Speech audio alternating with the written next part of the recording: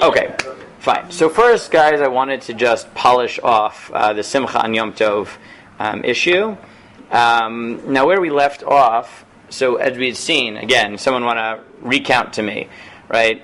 Let's maybe do a quick summary of the whole sugya, right? So we'd started with the Gemara on Lamed Bet, where you have the conversation between the Malachim and God, so to speak, where the Malachim want there to be Hallel on Rosh HaShana, and God says they no, because it's Sifrei Chaim v'Sifrei Meitim P'tuchim Lefanav. And we noted there that really you can see the Hava Amina, so to speak, of the Malachim, is that Rosh HaShana, either they think that there's unmitigated joy, and that's why you need Hallel, and God responds, no, there's mitigated joy, but maintains the conclusion that there is some sort of joy, or they think that there's joy, and he says there is no joy whatsoever. And we noted that this type of tension comes up in the Gemara, and the Rishonim. Then on the one hand, you have to deal with the evidence from Vayikra Chav Gimel, where Rosh Hashanah is included in the Mikra Kodesh. Nehemiah, where clearly there is some value to celebrating on Rosh Hashanah, though it could just be that Rosh Hashanah. And the Gemara in Beitza, which invokes that pasuk in the context of Mitzvah Simchat Yom Tov. And we saw that you have the Rosh's position, who takes the very hard line following Rav Hai Gaon, that Rosh Hashanah is straight up a Yom Tov with a full Mitzvah Simcha, included Moadim l'Simcha and Tefillah, and forbade fasting. The other theoretical possibility, though as we've seen that's not really taken, is that there's no Simcha whatsoever. It's only Yom Adin. There's no joy at all. You should fast. There's no... but people weren't really... again, that might be the shita that the Rosh is polemicizing against, but it doesn't seem to be what people want to accept fully. And the most prominent position that we saw in many of the Gaonim was some sort of hybrid, right, where either you fast in Yom Tov Sheni, which we said seems to believe that there's this constant tension between the simcha and the fear, and maybe when it's derabanan overpowers it, or fast symbolically in advance of Rosh Hashanah for 4 days, or something like that, right? The Shita of Rav Nachshon and Rav Nachshon Gaon. What we had ended off with was Shulchan Aruch, where I wanted to argue that I think the position that is actually accepted lahalacha is one of these hybrid positions. Because on the one hand, Shulchan Aruch says you shouldn't fast, there's simcha, but he doesn't really mean it, because then he immediately tells you that if you have the minhag to fast, so then, people say that if you have the minhag to fast and you don't fast, so then it'll be an unlucky year and you'll die during the year, right? Which is very, I saw people posting that, I don't even know what to do with these, but the Chassam Sofer has a tshuva where he predicts, 200 years ago, that Tafshin Pei is going to be a terrible, terrible year, and Tafshin Pei Aleph is going to be Me'ashpot Yarim Evyon, will be the redemption of the horrible year of Tafshin Pei Aleph. So I hope he's right. I don't know what to do with these things. I don't know if it's because we did or did not fast last Rosh Hashanah properly. I don't know. Whatever we did wrong. I have friends who've been playing catastrophe bingo, on this year. We had a pandemic and, war, and, they announced the possibility of an asteroid hitting and, whatever, all the wonderful things that could happen. Now, another piece of evidence I would just offer to say that maybe the position of Shulchan Aruch and Halacha is one of these hybrid positions, is that even though we paskin you shouldn't fast, right? That's Shulchan Aruch's preferred position. You shouldn't fast in Rosh Hashanah, which was one of the two nafkamina we saw in terms of Yom Tov. The other nafkamina that the Rosh had raised, which was the nusach of Tefillah, Moadim l'Simcha Chagim Zmanim l'Sazon, we don't include in Tefillah, right? We don't include the full-throated endorsement of Simcha on Rosh Hashanah in our Tefillah, which does seem to suggest a possible middle position. And like I said, I just wanted to wrap it up. So let me share my screen for a minute. And again, it's there we go. As you'll see, which of these final formulations is accepted. How you understand Shulchan Aruch and the final formulation seems to be a bit of a dispute in the Nosei Kelim. So if you look here at the Magen Avram, so let's do a little bit of biographies here. Who is the Magen Avram? Again, you're always free to Google it. You'll still remember it better if you Google it and then say it than if I tell you. But who is the Magen Avram? So very quickly, right? There are 4 Chelkei Shulchan Aruch. What are the 4 Chelkei Shulchan Aruch? Which are modeled on the 4 Chalakim of the Torah. I think that was Gavi. Gavi, go. Oh yes, yes. Thank you. I'll go to the first question, but you are correct, right? There are 4 Chalakim of Shulchan Aruch: Orach Chaim, which deals with daily life and the Yomim Tovim and Shabbat; Yoredea, which deals with ritual law; Choshen Mishpat, which deals with financial matters; and Even Ezer, which deals with marital halacha. And the 2 main commentaries on Shulchan Aruch Orach Chaim are Magen Avram, who is Rav Avram Gombiner.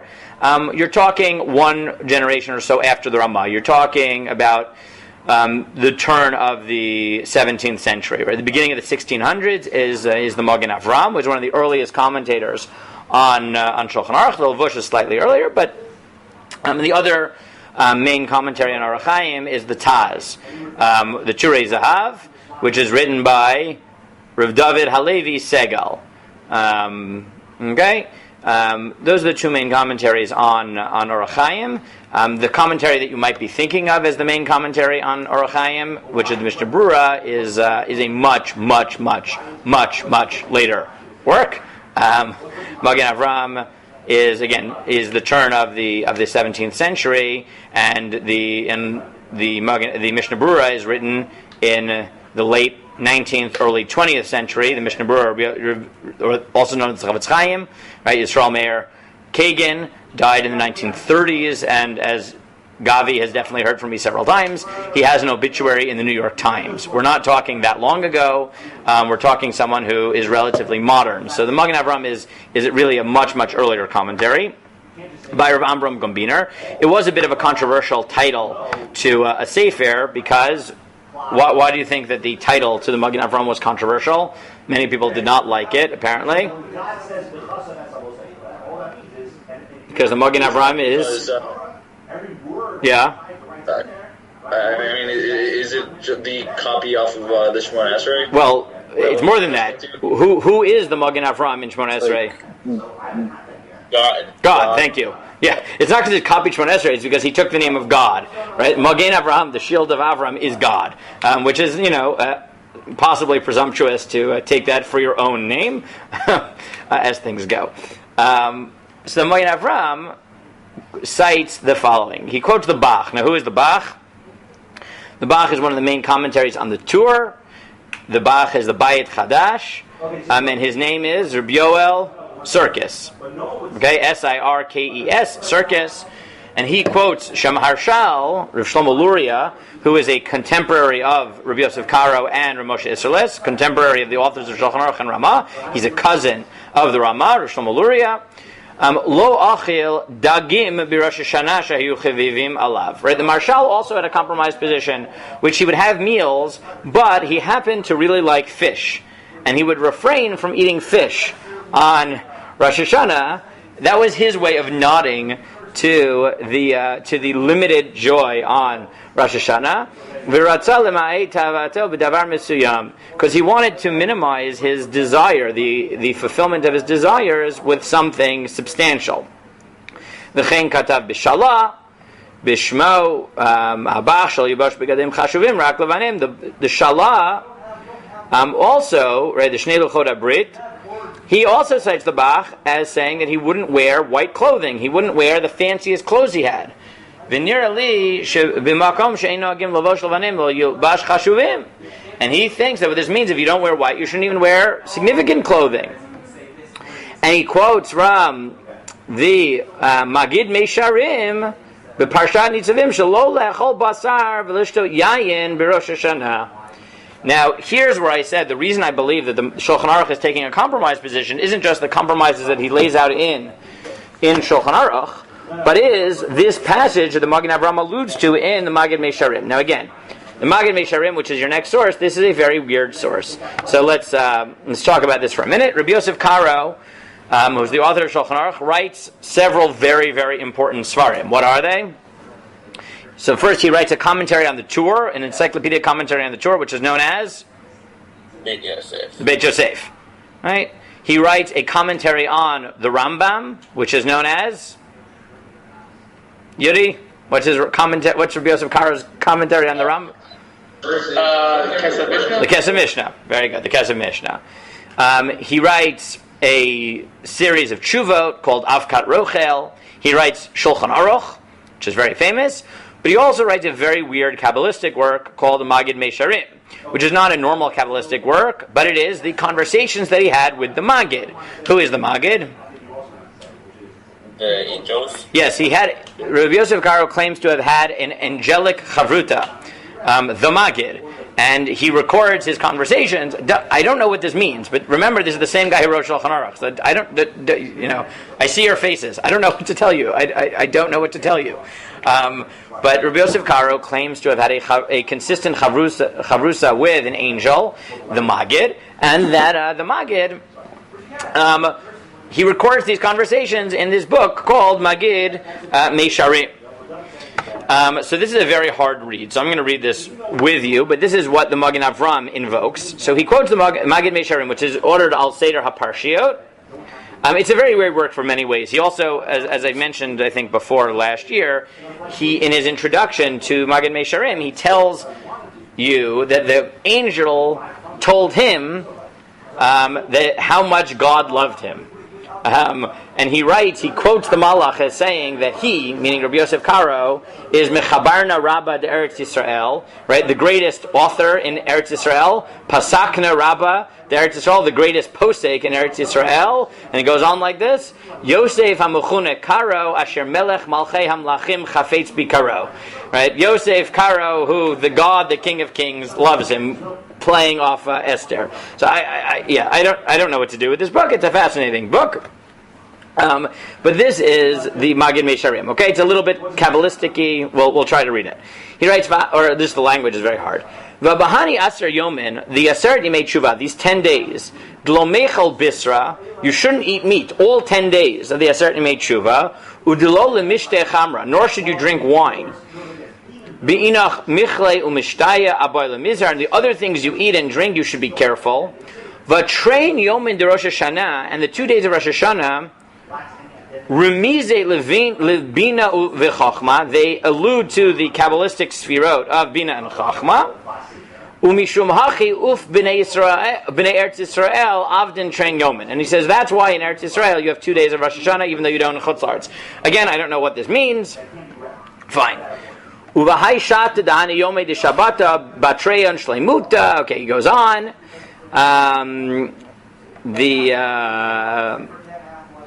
Let's skip down a little bit here, and he says, "Ulahachi ibai lit ana behon behu ulalka bechol yoma." And the reason you should fast during Aseret Yemei Tshuva, and even is ulalka bechol yoma, and get malkut every day. Again, I don't know what he wants, why he's beating people, but fine. La'achlasha liyetzer hara is to weaken the yetzer hara.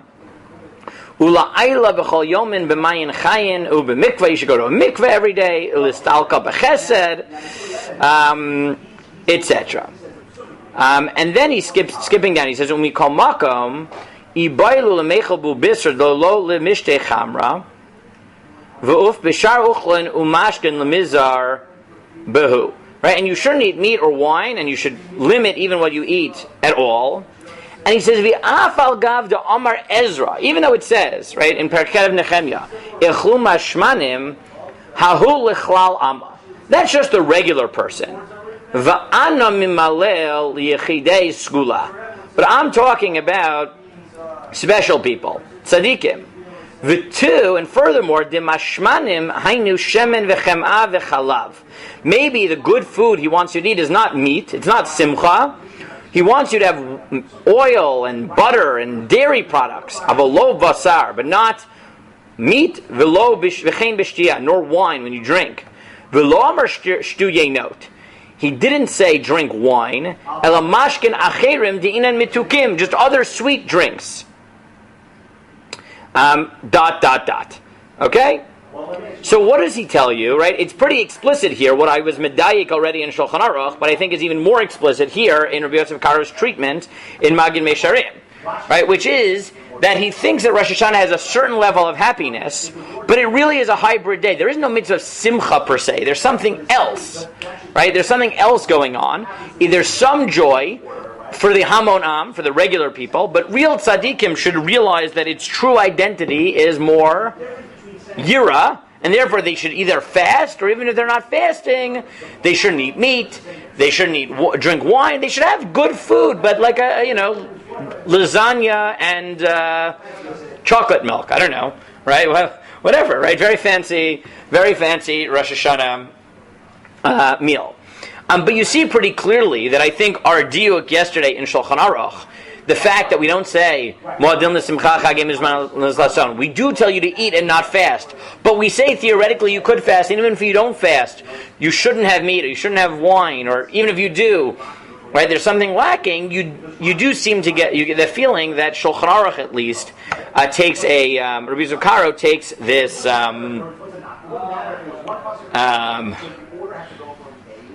Does this happen to include the consumption of certain substances that may or may not be banned today?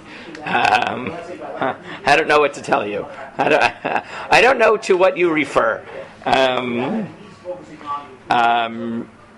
don't know what you will be referring to. Look, I don't know. We don't have much halachic literature about things that may or may not be banned today. We have one very weird tshuva by the Radbaz, in the context of Hilchot Kilayim, where he's trying to figure out whether hemp is subject to Kilayim. And then in the last, towards the end of the tshuva, he says, and I heard that in Egypt they smoke hemp as marijuana, and it makes them happy. And that's the end of the tshuva, and I have no idea what you're supposed to make of this bizarre tshuva. It's very, very weird. It's a very, very weird tshuva. I think drugs are very usher, but this is the only early citation we have, and it's in the context of kilayim, and this is like an afterthought. I don't know what this means about Hilchas Yantif. I really have no idea. I think it's usher every day, probably on Yantif too. Almost definitely on Rosh Hashanah. I don't know what to tell you. In the context of the Magid Mesharim. What? I understand. But in the context of talking about Magid Mesharim. So the Magid Mesharim, I don't know. The Magid Mesharim, I would assume, yeah. I mean, the Magid Mesharim sounds like he's telling you to limit things that are, again, I don't know if it's just wine. He doesn't tell you about other alcoholic drinks, let's say. Right? Or anything else. It does seem to be like he wants to minimize joy. Illegal joys, I think, are definitely off the table, but even legal ones, it does sound to be like he's limiting it. Again, does he think wine is different? Would he endorse having schnapps or something like that? I mean, they're disgusting, but would he formally ban it? I don't know. I don't know. Okay, so that is I think the evidence I would have in Shulchan Aruch that you have this. And if you look, continuing the Magen Avram, you'll see that he says, Yesh mekamot, hamitanein tzarech lilmod kol hayom, d'chivin shemitane mekri kulu la'Hashem. He says, if you fast, so then you don't have to learn all day, because fasting itself is kulu l'Hashem. And then he says you're allowed to fast Tainit Chalom on Rosh Hashanah. Fine. And again, in the Magen Avram, following Magen Mesharim, I do get the feeling that he thinks that it's not a full holiday, right? It's something else. And again, I think the best formulation that we might have is that it's a Mikra Kodesh, right? It is a Mikra Kodesh. It is in Vayikra Chav Gimel, but it's not a Chag, and therefore it might have certain value of being happy, but it's not the full Simcha that is necessitated by Chagim. It's something else, which is Moadim or Mikra Kodesh, which is something else.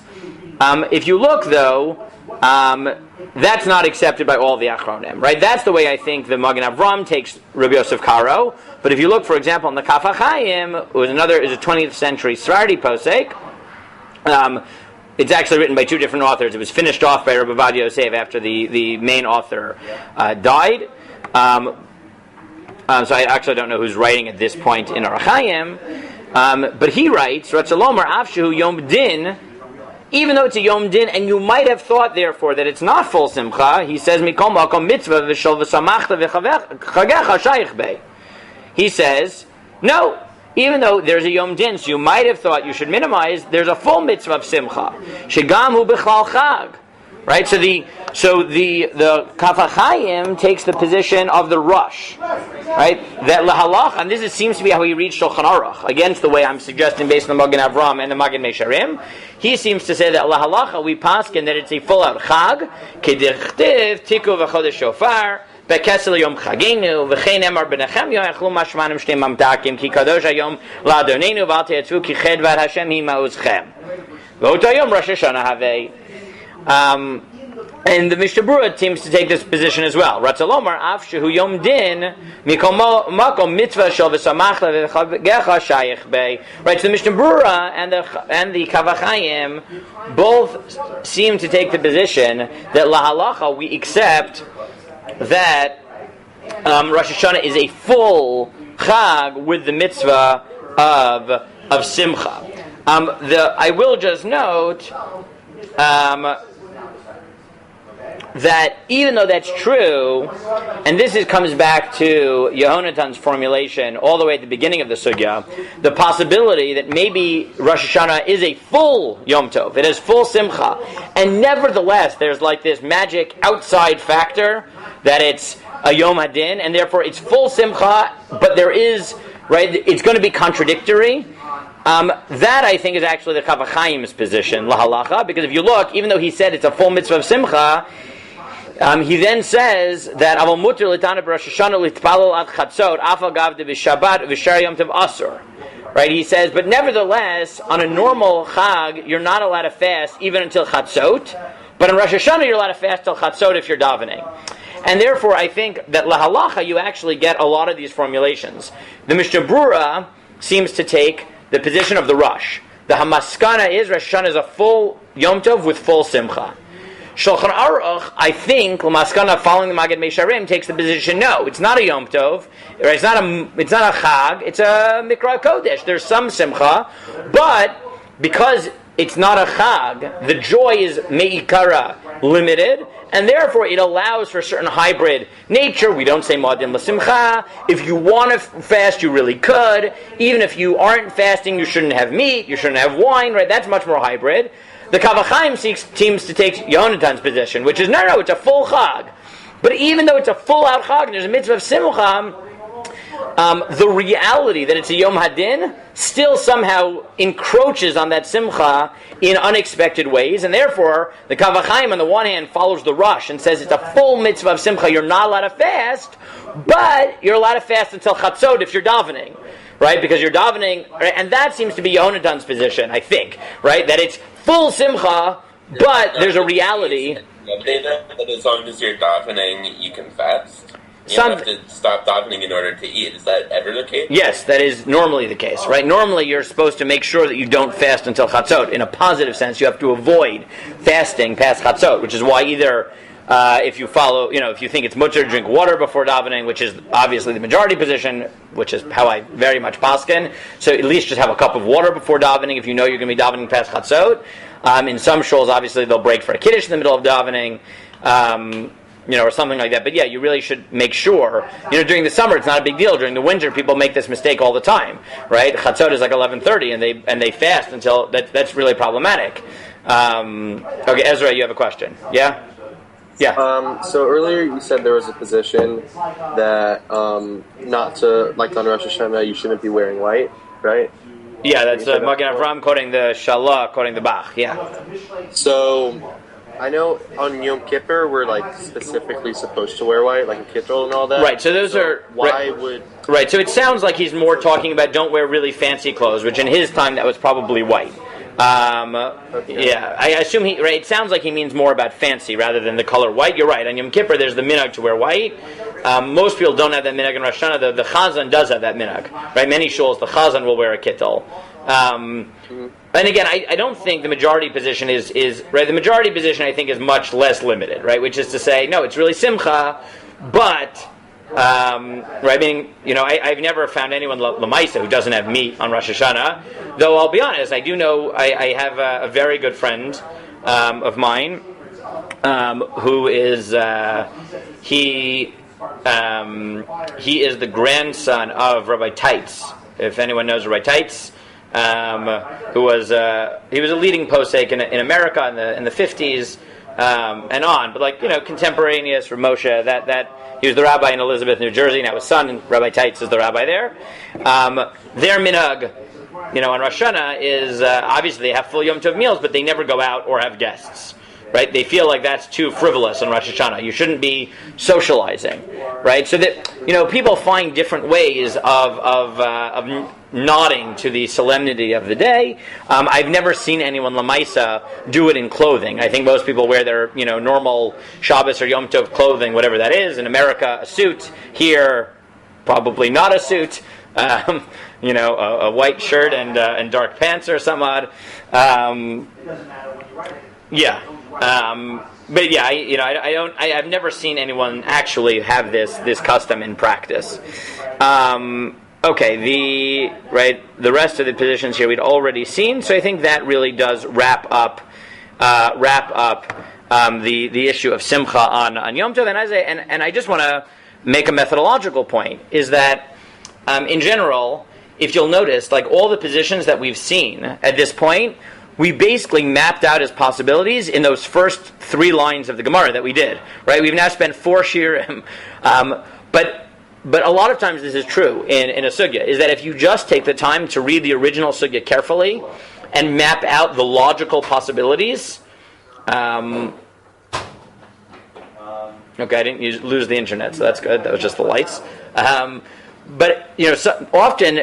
One of my Rebbeim once said, right, that you're succeeding in Lumdus when, by time you've read the Gemara and mapped out the theoretical possibilities, you're able to predict the positions that will emerge in the Rishonim and the Achronim about 90% of the time, right, or at least the general contours of their argument. And if you notice, right, even though we spent 4 shiurim on it, basically, all the formulations that you guys suggested when we read those original 3 lines of Gemara on Daf Lamed Bet, basically those were the contours of the arguments. Again, you didn't know all the sources, you didn't fill in all the arguments.